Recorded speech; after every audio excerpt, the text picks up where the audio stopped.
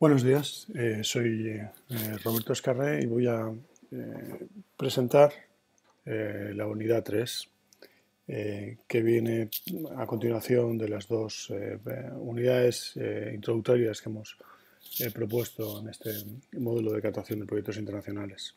La primera, les recuerdo que era la introducción al fundraising. En la segunda hemos dado una visión acerca de las oportunidades que hay, prestando especial atención al programa Erasmus Plus Capacity Building for Higher Education. Y ahora nos vamos a centrar ya en lo que es el diseño de proyectos. A esta parte le hemos dedicado el resto de las unidades y vamos a empezar con esta primera sesión, donde vamos a tratar básicamente tres cuestiones.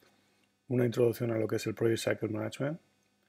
Después ya entraremos en lo que es el propio formulario de Erasmus Plus Capacity Building for Higher Education para desmenuzarlo uno por uno, todos los apartados. Entonces el primer apartado que vamos a tratar es Relevance y posteriormente Team, la calidad del equipo del proyecto. Bueno, pues empezamos ya con Project Cycle Management. En primer lugar, una reflexión inicial acerca de lo que es un proyecto, ¿no? Cuando hablamos de proyectos de educación superior, bueno, pues nos estamos refiriendo a una cantidad, una variedad de iniciativas que muchas veces no responden a lo que es la idea de un proyecto, ¿no? Para que un proyecto se considere como tal, la definición básica que tiene la Comisión Europea es la que tienen ustedes ahí. Es una serie de actividades que se dedican apuntan a una serie de objetivos específicos que se tienen que desarrollar en un periodo determinado y con un presupuesto determinado. Quiere decir que las actividades no suelen cambiar a lo largo de la vida del proyecto, a no ser que haya alguna cuestión muy importante que condicione el proyecto. Los recursos tampoco cambian desde que nos aprueba la financiación la Unión Europea hasta que termina. Nunca va a aumentar ese presupuesto y también va a ser bastante complejo modificar la fecha de finalización de las actividades, aunque la Comisión Europea a veces tiene flexibilidad con respecto a la finalización para pues dejar un margen de seguridad a las instituciones que han tenido algún tipo de contratiempo durante la ejecución del proyecto. Desde el principio y cuando se fija el contrato, se establece un periodo muy determinado de tiempo. ¿Por qué se utiliza el Project Cycle Management, el ciclo de vida del proyecto, en la mayoría de las organizaciones internacionales? Bueno, pues básicamente porque es una metodología de cooperación muy concreta, muy determinada, con unos parámetros fácilmente identificables para las universidades o para las agencias de cooperación, con una metodología de funcionamiento muy estándar que se lleva usando desde hace muchos años en la mayoría de las organizaciones internacionales, especialmente en el Banco Mundial y en la Comisión Europea. En el caso de la Comisión Europea, ya desde hace más de 25 años, desde 1993. Y es una metodología que viene asociada a una herramienta concreta que es el marco lógico y que desde el punto de vista de la Comisión Europea es la herramienta que más fácil resume cuáles son las actividades de un proyecto. Project Cycle Management, bueno, pues como su nombre indica, es una metodología que tiene un ciclo completo de actividades. Es un ciclo que empieza con la programación, después le sigue la identificación de los problemas, la formulación de las propuestas, la implementación de los proyectos y una revisión a través de evaluación y auditoría para modificar los conceptos que teníamos iniciales en la programación y mejorar cada vez la oferta de programas que se ofrece. Cada una de estas fases hay una serie de actividades asociadas. En la fase de identificación, lo que la comisión sugiere es que tenemos básicamente que pensar cuáles son las cuestiones que afectan más a la problemática que nosotros estamos intentando solventar. En la fase de formulación, lo que tenemos es que planificar una serie de actividades para contribuir a la solución de esas cuestiones que hemos identificado. En la fase de implementación tenemos que ejecutar esas acciones y por último en la evaluación tenemos que revisar cuáles han sido los resultados y si esos resultados han servido de verdad para contribuir a la solución de los problemas que habíamos identificado en la primera fase. Nos vamos a centrar ahora mismo en la fase de identificación. Vamos a pensar un poco en cómo iniciaríamos el proceso de redacción de una propuesta y para ello vamos a pensar qué problemas podemos identificar, cómo los podemos identificar, a qué tipo de actores podemos involucrar en esta fase, etc. Entonces, en esta fase vamos a hablar básicamente de cuatro cuestiones. Vamos a hacer un análisis de lo que son los stakeholders, o sea, todas las personas, instituciones a los que les puede afectar el proyecto. Vamos a hacer una identificación de problemas y un análisis de necesidades. Vamos a hacer una autoevaluación para saber si somos capaces nosotros de proponer, tenemos las suficientes capacidades para proponer soluciones a los problemas que hemos identificado. Y por último vamos a hacer un análisis de cuál es la situación del problema, de lo que es el state of the art. En la primera de las cuestiones que decíamos, en el stakeholder analysis, bueno, pues lo que vamos a hacer es conocer lo que vamos a hacer y con quién lo vamos a hacer. En la segunda parte, en la identificación del problema, vamos a saber qué es lo que deberíamos hacer. En la self-evaluation vamos a intentar conocer qué es lo que nosotros somos capaces de hacer. Y por último, en el state of the art vamos a saber qué se ha hecho hasta el momento en esa cuestión específica para conocer qué es lo que nosotros podríamos aportar. Bueno, cuando pensamos en un proyecto, la Comisión Europea siempre nos reitera tres cuestiones fundamentales para que sea un proyecto de calidad. En primer lugar, tiene que ser relevante y cuando decimos relevante es que tiene que estar en línea con el programa en el que vamos a trabajar, en este caso estamos hablando de Erasmus Plus, y con las necesidades que se han identificado en el país, en los países donde vamos a trabajar.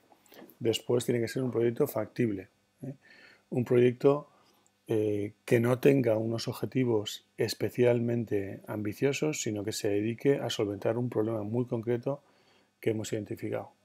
Y por último tiene que ser un proyecto dentro de todo lo posible sostenible, que tenga unos impactos positivos y que esos impactos se mantengan a lo largo del tiempo. Como comentaba anteriormente, hay una fase muy importante que es la definición de los stakeholders, que es la fase que decíamos que tenemos que identificar con quién vamos a hacer las cosas, y con quién lo vamos a hacer y qué características tienen esos grupos, ¿no?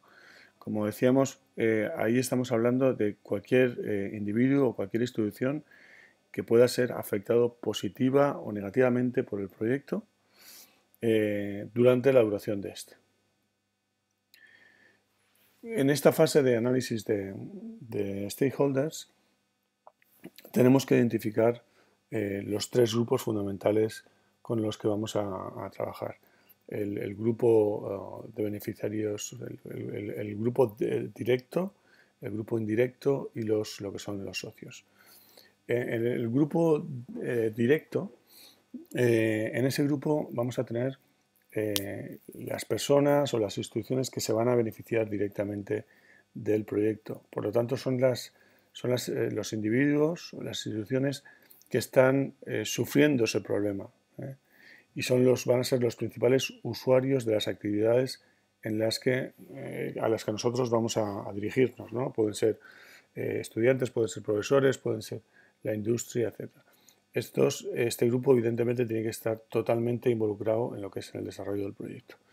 Después teníamos el grupo indirecto, que son los grupos de personas o instituciones que se van a beneficiar del proyecto más a largo plazo.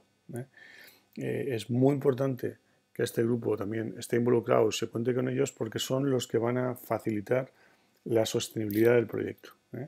Y puede incluir, entre otros, pues a ministerios, a universidades, a grupos de la sociedad, etc.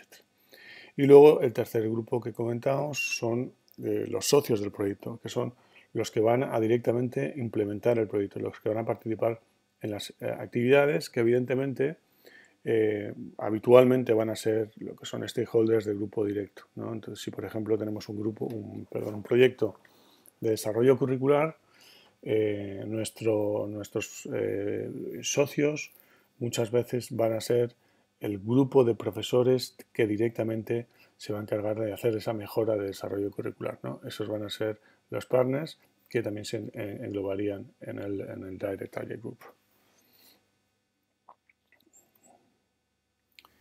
Bueno, ¿cuáles son los beneficios de hacer este tipo de análisis? ¿Por qué tenemos que las instituciones de educación superior prestar una atención especial a la hora de realizar un análisis que nos ofrezca un poco un panorama de toda la problemática que están sufriendo nuestros stakeholders? Bueno, pues lo que llamamos el stakeholder analysis básicamente es una herramienta que lo que va a hacer es a examinar los diferentes niveles de interés, beneficio, importancia respecto a una cuestión, a la cuestión que nosotros hemos elegido por parte de los stakeholders. Entonces, lo que tenemos que ser capaces de hacer es de recoger las opiniones de esos stakeholders porque nos van a ofrecer al final un apoyo y una justificación que puede posteriormente constituir lo que es el cuerpo de la justificación del proyecto. Si nosotros si no hemos contactado con los stakeholders, va a ser muy difícil que presentemos una propuesta que tenga una base de fuerza y de contenido importante, porque nos va a faltar su opinión, nos va a faltar sus comentarios, nos van a faltar sus indicaciones acerca de cómo desarrollar esas actividades. En ese análisis, lo que habitualmente solemos realizar es lo que llamamos una matriz de stakeholders, ¿no? Lo que hacemos básicamente es dividir los stakeholders en 4 grupos en los que hemos configurado una matriz donde hemos situado el poder de esos stakeholders en el eje de coordenadas, más poder arriba, menos poder abajo. Hemos colocado también el interés, también menos poder hacia la izquierda, más poder hacia la derecha de esos stakeholders. Entonces dividimos en 4 grupos estos stakeholders. Los que nos van evidentemente a interesar más son los que tienen más poder y los que tienen más interés. Esos son los que vamos a tener que, evidentemente, mantener satisfechos durante el proyecto, posiblemente sean los que participen en las actividades de forma más activa, etcétera, etcétera. Nos encontraremos también actores que tengan mucho poder pero menos interés. Si hacemos un proyecto, por ejemplo, como comentaba antes, de desarrollo curricular o de mejora de un servicio de una universidad, posiblemente el Ministerio de Educación Superior de ese país tenga tenga evidentemente mucho poder en ese tipo de actividades, pero no tenga mucho interés porque es una actividad más de las universidades, ¿no? Entonces lo colocaríamos ahí. Después tenemos algunos que tendrán poco poder y poco interés, que evidentemente no les tenemos que dedicar mucho tiempo. Y también encontraremos algunos que tienen poco poder, pero mucho interés, ¿no? Y ahí podríamos encontrar, pues, por ejemplo, a los grupos de beneficiarios tipo estudiantes o profesores, etcétera, que a estos sí que los tenemos que mantener informados porque van a ser cruciales en el desarrollo del proyecto. Bueno, esa matriz de los stakeholders la podemos desarrollar un poquito más con la tabla que ofrecemos a continuación. Ahí explicamos un poco las características que tienen los stakeholders, el posible interés en cómo les puedan afectar las actividades del proyecto, la capacidad, la motivación para realizar cambios en esa situación y las posibles acciones que se podrían dirigir a esos stakeholders. Evidentemente, dependiendo del tipo de proyecto, bueno, pues ese tipo esa clasificación va a variar muchísimo. Lo importante es que hagamos una tabla bastante desmenuzada, bastante concienzuda, separando claramente los stakeholders para ser capaces de diferenciar posteriormente las actividades que vamos a dirigir a cada uno en función de, como comentaba, pues el interés que puedan tener, la capacidad para hacer cambios, etcétera, etcétera.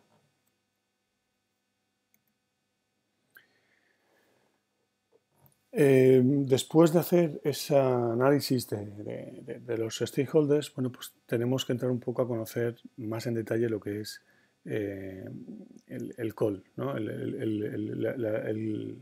La convocatoria de la Unión Europea.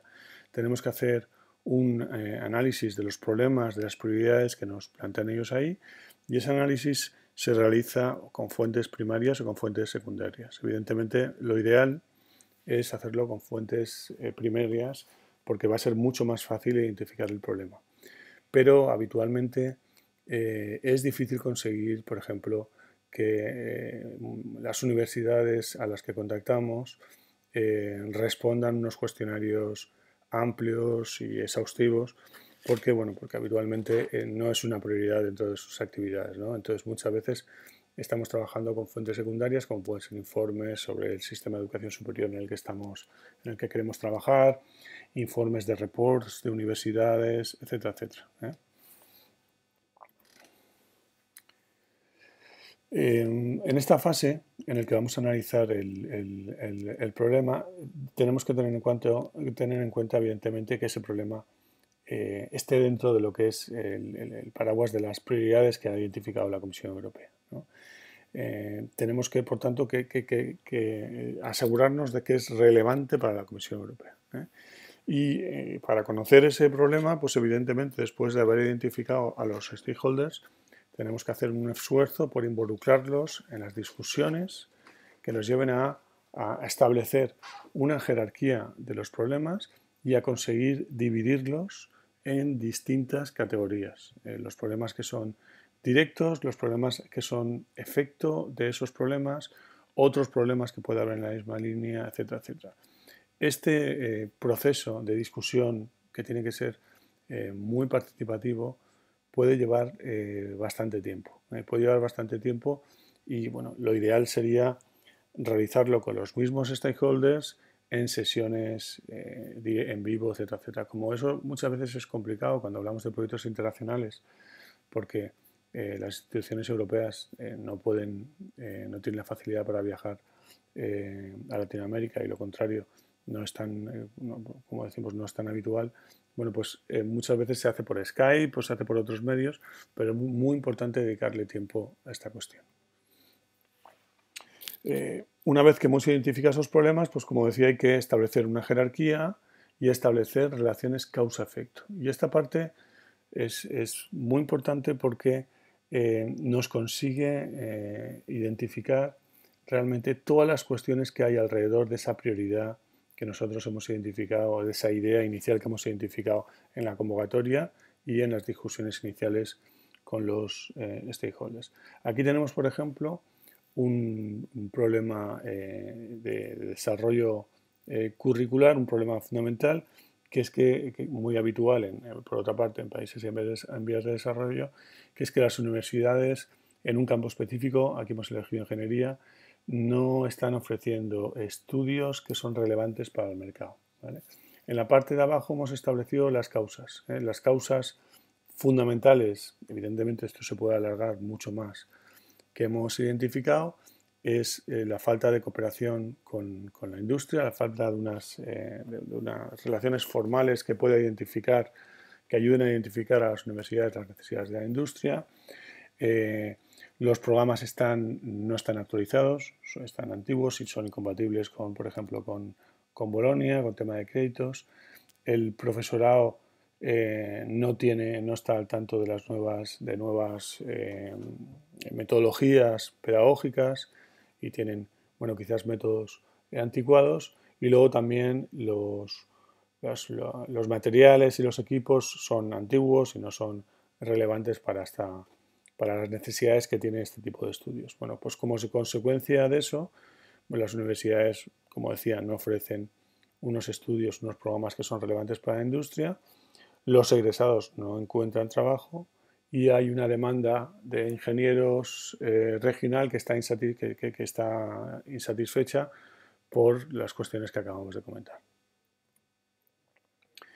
Una vez identificados los problemas, bueno, pues tenemos que proponer soluciones. Y básicamente lo que tenemos es que reformular los problemas que teníamos anteriormente en situaciones, vamos a decir, deseables. Que las universidades, en este caso, por ejemplo, en vez de ofrecer una oferta de estudios en ingeniería no satisfecha, que sea una oferta que sí que satisfaga al mercado, que sea relevante y que los estudiantes encuentren trabajos. Entonces tendríamos que básicamente cambiar la formulación para llegar a una situación contraria a lo que habíamos comentado anteriormente, como se puede ver ahí. Y dentro de ese tipo de todos esos tipos de problemas, bueno, pues tenemos que ser capaces de identificar uno en el que nosotros queramos contribuir. Digo uno porque muchas veces las universidades, cuando estamos redactando proyectos, queremos ser demasiado ambiciosos y queremos solucionar muchos problemas con un proyecto. Y lo importante es centrarse en cuestiones muy concretas, en cuestiones muy específicas y demostrar que ese proyecto va a tener impacto en ese tipo de cuestiones. Después de, como decíamos, la identificación de los stakeholders y el problem analysis, tenemos que hacer un análisis del state of the art. Tenemos que ver cuáles son los desarrollos más recientes en la problemática que estamos discutiendo, cuáles son los otros stakeholders que puedan estar interesados, definir qué se ha hecho hasta el momento y qué se ha hecho que haya funcionado y qué se ha hecho que no haya funcionado y bueno, encontrar un poco el nicho de mercado para nuestro proyecto. Bueno, pues una vez que tenemos identificado lo que se ha hecho anteriormente y una vez que hemos identificado los stakeholders y hemos identificado los problemas, pues en ese momento ya estamos absolutamente preparados para redactar y bueno, vamos a ver en las siguientes sesiones ya específicamente cómo tenemos que redactar cada una de las partes del formulario que Erasmus Plus nos propone rellenar para esta convocatoria. Muchas gracias por la atención.